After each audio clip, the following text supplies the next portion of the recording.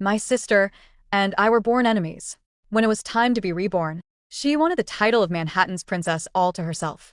We were supposed to be twins, but she kicked me aside into some struggling actress's womb and crawled into the billionaire's wife instead. What she didn't know was that the billionaire's family was completely insane. The obsessively devoted billionaire husband, his naive saint-like wife, and their dark, possessive adopted son. Later, my sister was tortured by that psychotic adopted brother until she became disabled, her lower body paralyzed. Meanwhile, my actress mom worked her way up to become an A-list star and pushed me from child actor to leading lady. Driven by jealousy, my sister strapped on a bomb and took us both out at an award ceremony. When I opened my eyes again, my sister shoved me aside and dove into the actress's womb first. This time I'll be the one living the glamorous life, she crowed. I smiled. She had no idea that I could cure the billionaire family's problems right from the womb. That psychotic adopted brother, I'd have him wrapped around my finger in no time. And that entertainment industry mother of hers, she was the truly terrifying one. Sister, this time, it's your turn to be tortured by that crazy family in the underworld. My sister knocked me over and dove head first into the mirror, showing the pregnant, struggling actress. I gripped the mirror's edge, desperately refusing to fall. The young, handsome, grim Reaper looked confused. Is your sister always this impulsive? In my past life, when the Reaper selected us as research subjects and gave us the chance to choose our reincarnations, my sister got so excited, she kicked me into the actress's womb. Before he could finish explaining, I refused to be sisters with her anymore. She doesn't deserve it. The Reaper had no choice but to modify his experiment on the spot, allowing us to each choose our own family. Afraid he changed his mind, my sister climbed toward the billionaire's wife's womb before he finished speaking. So in that life, neither of us knew what the Reaper had left unsaid, but I knew it had to be important. Seeing me stubbornly refuse to reincarnate, the Reaper smiled with interest. You're definitely smarter than her. Fine. I'll tell you about the experiments. Additional conditions. After he explained, I finally understood. In the previous life, after modifying his research, the Reaper added 2 conditions. He gave us each a special ability, mind reading and extraordinary beauty. He wanted to see how we'd react when the sick billionaire family could hear our thoughts, whether exceptional beauty could change an actress and her daughter's fate. But we never knew about these 2 abilities in that life. So my sister must have complained about the family's dysfunction in her thoughts and offended them all. No wonder the whole family despised her, and that psycho adopted brother tortured her into disability. As for me, though, my exceptional beauty earned the actress's careful cultivation and made me a top star. Behind the glamour was an abyss of darkness. Looking at the actress's swollen belly in the mirror, I sneered inwardly. Sister, congratulations on taking my place in hell. This time I'll make good use of my mind-reading ability. Starting from the womb, I'll make the billionaire family treasure me. Thank you, sir. I looked at the Reaper gratefully one last time, let go and dove into the billionaire's wife's womb. What the umbilical cord is wrapped around the neck. The C-section could endanger my wife. In the delivery room, my billionaire father roared at the medical staff. Figure something out. Save the mother, not the baby. If anything happens to my wife, I'll burn this entire hospital to the ground. I sighed inwardly. So this is my billionaire daddy. He loves my mommy so much. So devoted. What an absolutely perfect man. My mommy is so blessed. Sure enough, the moment they heard my thoughts, both the raging billionaire and the screaming wife froze. They stopped and stared at each other in shock. I smiled to myself. They definitely heard me. This mind-reading ability was amazing, and I could control who heard what in the last life. My sister didn't know about this ability. The default setting broadcast her thoughts to the entire billionaire family. When she heard the billionaire say to save the mother, not the baby, she cursed internally. What a brain-dead billionaire putting on a devoted husband act. Faker. Save the mother, not the baby. He probably has mistresses who've already given him a bunch of kids. Her thoughts almost caused the wife to turn on the billionaire. Right then and there. The billionaire was furious, but had to kneel and swear to placate his wife. After my sister was born, the billionaire didn't even glance at her, just held his wife and cried, "Baby, you worked so hard. You scared me to death." My sister continued her sarcastic commentary. "I'm your baby, okay? He won't even look at me, still acting. This ugly old hag is so stupid. But to believe him, just look at yourself. Do you really deserve to be a billionaire's wife?" Her vicious thoughts made the billionaire's face turn cold, and he ordered someone to take her away. The wife also began to suspect this daughter was an evil demon, who came to compete with her for her husband's affection. That collector, They'd hated her from the womb. But I was different. I'd make them both treasure me. A wife-obsessed fanatic and a naive saint. Piece of cake. I continued using my mind-reading ability. Why are daddy and mommy crying because of me? No, I can't make them cry. I need to work harder. With that, I flipped over in the warm amniotic fluid, facing the ultrasound camera. I reached out my little hand, grabbed the cord with all my strength and unwound it once, twice from around my little head. They are daddy and mommy. Don't cry. Baby has untangled the bad cord. The billionaire and his wife looked at the ultrasound screen, in shock and delight. Doctor, come look. Is the baby's umbilical cord no longer wrapped around her neck? The medical staff's voice trembled with excitement, nearly crying. Mr. Hartwell, Mrs. Hartwell, this is a miracle in medical history. Your daughter must be connected to you emotionally. She unwound the cord herself. What? What a smart angel baby. Congratulations, Mr. and Mrs. Hartwell. The couple embraced and wept. The billionaire waved his hand grandly. Bonuses. Everyone in this hospital gets a $10,000 red envelope. The medical staff thanked him profusely, breathing sighs of relief. 1 second he threatened to burn them down. The next he was giving everyone bonuses. All thanks to me, the soon-to-be-born little princess. Just then, a familiar piercing scream came from the next delivery room. What do you mean difficult labor? Get your hospital's best labor coach. You think I won't expose this corrupt hospital? That voice. It was the struggling actress I'd almost forgotten in my past life. My sister and I were born in adjacent rooms just like this. So I activated my mind-reading ability and taunted my sister through the wall. Dear sister, you were reborn first, but still haven't come out yet. I know. Respect your elders. I should be born first. Doctor, it hurts. This little demon is kicking me in the belly. Get her out. My sister lost control and rage. Kick and the shing inside the actress's belly. The actress cried and cursed her as a wretched child. Meanwhile, I smiled and adjusted my position, thinking to myself, Daddy, mommy baby is coming to meet you now. With that, I used my hands and feet and, with a plop, slid right onto the delivery bed, crying loudly. My billionaire dad and the medical staff were stunned. My naive mother hadn't even registered what happened. That's it, she's born. I've never seen anyone give birth this easily. Congratulations, Mr. and Mrs. Hartwell, on your angel baby. Mom held me laughing and crying. William, look. She stopped crying the moment I held her. She's smiling at me. My billionaire dad choked up as he held us both. This child is so considerate. She didn't want you to suffer. He named me Pearl Hartwell, meaning I was a treasure heaven had bestowed upon them. He immediately established a foundation in my name and transferred 5% of his company shares to me. Sweet daughter, this is Daddy's reward for you. I cheered inwardly, while my sister next door nearly killed the actress with her tantrum. Eventually, the actress couldn't take the pain and had a C-section. The entire hospital gossiped behind their backs, praising me as an angel baby while calling my sister a debt collector. The actress didn't even look at her before having her taken away. While I was placed in a bassinet right next to my mom's bed, just as I was about to drift off to sleep, a pale, handsome face appeared above me. The pale, handsome face belonged to a boy no older than 12. His skin was translucent, almost sickly, but his features were sharply cut, aristocratic, and utterly devoid of a child's innocence. His eyes were the most striking part, pitch black, hollow, and chillingly devoid of empathy. This was Julian, my billionaire father's adopted son. The underworld heir, the psychotic brother who, in my previous life, had methodically tortured my sister until her spine was shattered, leaving her paralyzed and begging for death. He stared down at me, his gaze lingering on my tiny neck. I could almost see the gears turning in his dark, twisted mind. To him, I was a threat, a biological heir who had just stolen the absolute devotion of his adoptive parents. In my previous life, my sister's first thought upon seeing him was an arrogant, vitriolic sneer. What is this filthy orphan staring at? Once I can talk, I'll have Daddy throw this stray dog out on the streets. Julian had heard it, of course. That was the moment her fate was sealed. I, however, knew exactly how to handle a monster. You don't fight it.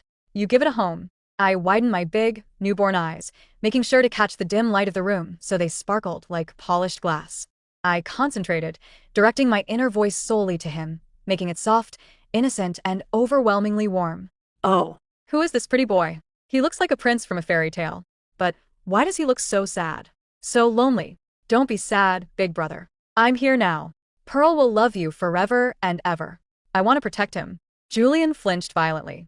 He took a staggering step back, knocking into the metal tray of medical tools. His pitch-black eyes widened in absolute shock. He looked around the room, but my mother was asleep and my father was outside yelling at a doctor about the hospital's security protocols.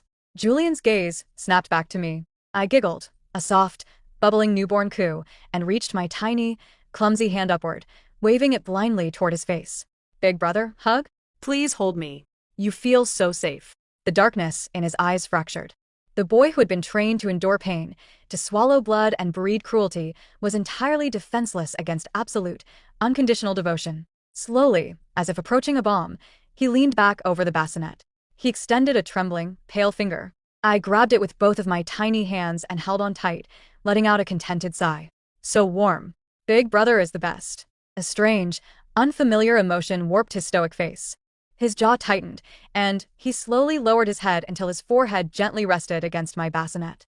Mine, he whispered, a terrifying, obsessive vow slipping from his lips. You're my little sister. I'll kill anyone who makes you cry. I smiled sweetly, drifting off to sleep. Checkmate. Years passed, and the Hartwell estate became my absolute paradise. With my mind-reading ability, I effortlessly navigated the psychological landmines of my dysfunctional family. My billionaire father, William, was prone to explosive fits of paranoia regarding my mother's safety and loyalty. Whenever I sensed his dark thoughts spiraling, I would toddle into his study, throw my arms around his leg, and project. Daddy works so hard for us. Mommy was just telling me how she loves Daddy more than anything in the whole world. We are so lucky. The paranoia would instantly evaporate, replaced by foolish, doting tears. My mother, the fragile, naive saint, was sheltered from his suffocating control because I constantly smoothed the edges of their marriage. And Julian became my ultimate weapon. By the time I was 16, he had fully inherited the dark underbelly of the Hartwell empire. He was ruthless, feared across the country, a ghost who orchestrated corporate takeovers and disappearances with equal ease. Yet, to me, he was a loyal hound. If I even looked at a dress too long, the designer was flown in the next day. If a classmate gave me a nasty look, their family's business mysteriously went bankrupt within the week. I never had to ask. He just heard my manufactured, innocent worries, and he eliminated the source. Meanwhile, across the glittering divide of society, my sister was living the nightmare she had chosen. I often watched her on the massive flat screen in Julian's private theater. Her name was Chloe now. She had the extraordinary beauty the Reaper had promised, a breathtaking, tragic kind of loveliness that made cameras worship her. But beneath the heavy makeup and designer gowns, her eyes were dead. The actress mother she had chosen, Evelyn, was a monster of ambition. In my past life, I had survived Evelyn only because I was naturally pragmatic and compliant. But Chloe was vain, impulsive, and arrogant. Through the tabloids and the grapevine, I knew the truth of her life. From the age of 4, Evelyn had starved her to maintain her cherubic figure. If Chloe threw a tantrum, Evelyn locked her in a dark closet for days to break her spirit. Evelyn treated her daughter not as a human, but as a luxury asset, whoring out her childhood to directors, sponsors, and ruthless entertainment moguls to secure A-list roles for herself. Chloe had become a top-tier teen idol, but she was drowning in an abyss of eating disorders, secret beatings, and crushing debt from her mother's gambling addiction. One rainy evening, I sat on the plush velvet sofa, sipping hot cocoa. On the television, Chloe was giving a tearful, seemingly humble interview about her upcoming blockbuster film. Julian walked into the room, his tailored black suit smelling faintly of rain and iron. He glanced at the screen, his lip curling in disgust. Trash, he muttered. Her mother is shopping her around to the cartel bosses in Macau to clear a $10 million casino debt. He looked at me, his cold eyes softening instantly. He sat beside me, brushing a stray curl behind my ear. Don't watch this filth, Pearl. It will pollute your eyes. I leaned into his touch. I feel so sad for her, Julian, I projected softly, knowing he could hear. She looks so unhappy. It makes me realize how incredibly lucky I am to have you, Daddy and Mommy. Julian's chest swelled. You are our light, he said fiercely. You will never know a day of suffering as long as I draw breath. I smiled into my cocoa. Oh, I know. The climax of our 2 lifetimes arrived on the night of my 18th birthday. My father had rented out the entire top floor of the Burj Al Arab in Dubai, but I had requested we hold the gala at our ancestral estate in Manhattan instead. I knew Chloe would be attending. Her mother had desperately pulled every string to get an invitation, hoping to hook Chloe up with a wealthy heir to save them from bankruptcy. I stood at the top of the grand marble staircase, wearing a bespoke gown spun from crushed diamonds and midnight blue silk. I looked like royalty. I was royalty. Down in the foyer, the doors opened. Chloe stepped in, trailed by Evelyn. Chloe looked stunning in a crimson dress, but she was painfully thin. From across the room, our eyes met. I activated my mind reading, reaching out to catch her thoughts. The moment she saw me, her mind erupted in a chaotic, venomous screech. No. It's impossible. Why is she standing? Where is her wheelchair? Why is she smiling? That psychotic brother was supposed to cripple her by now. The billionaire was supposed to hate her. I gave her the cursed family. I took the glamorous actress. Why is she the one wearing diamonds? Her jealousy was so potent it almost tasted like bile. She had spent 18 years in a living hell, holding on to the single, desperate belief that I was suffering worse. Seeing me as the beloved, untouched princess of the Hartwell Empire shattered her sanity. I maintained a perfect, serene smile and descended the stairs. Julian was waiting at the bottom, offering me his arm. Chloe broke away from her mother and aggressively intercepted us near the champagne fountain. She put on her best Hollywood smile, though her eyes were twitching. "Happy birthday, Miss Hartwell," Chloe purred, her gaze sliding seductively toward Julian. I'm Chloe. "We've never formally met, but I feel like we have a connection." In her mind, she was scheming wildly. This psycho brother must hate her deep down. Adopted sons always want the inheritance. If I seduce him, if I show him I'm on his side, we can destroy her together. I'm beautiful. Every man falls for me. I'll make him mine, take the Hartwell fortune, and make this bitch scrub my floors. I didn't even need to manufacture a thought. Julian's reaction was instantaneous. He could hear her. Julian's face went entirely blank. A terrifying, dead stillness fell over him. The air around us seemed to drop by 20 degrees. To hear a street rat plot against me, his sacred treasure, right in front of his face. I gently squeezed Julian's arm. "Julian, she scares me," I thought, letting a tiny tremor of genuine fear slip into my broadcast. Why is she looking at me like she wants me to die? Julian's eyes turned entirely pitch black. He didn't yell. He didn't make a scene. He simply looked down at Chloe as if he were inspecting a squashed cockroach on the sole of his shoe. "Security," Julian commanded, his voice barely above a whisper, yet it cut through the ballroom's chatter like a scythe. 3 massive men in suits materialized instantly. "Miss Chloe seems to be feeling unwell," Julian said, his voice dripping with lethal ice. "Escort her and her mother to the underground parking lot. Don't let them leave until I've had a word with them." Chloe's fake smile faltered. "Wait, what? Mr. Hartwell, I just wanted to touch me, and I'll sever your hands," Julian murmured so only she could hear. Panic flared in Chloe's mind. What's happening? Why is he defending her? Before she could scream, a heavy hand clamped over her mouth, and another gripped her mother, dragging them swiftly out through a side door. High society barely noticed. Julian was exceptionally good at making people vanish quietly. Later that night, after I had danced with my father and blown out the candles on my 6-tier cake, I excused myself to the gardens. Julian was waiting for me near the rose bushes. His knuckles were bruised, and there was a faint speck of crimson on his immaculate white cuff. He looked at me, and the feral darkness in his eyes immediately softened into that familiar, obsessive devotion. "Is it done?" I asked softly aloud. The mother confessed to extensive fraud and tax evasion. I forwarded the evidence to the feds. "She'll be in a maximum security prison for the rest of her life," Julian said, his tone utterly casual. "And Chloe?" I asked, tuning into his mind. "She screamed your name. She said she was supposed to be you." Julian's thoughts echoed darkly. "I broke her legs.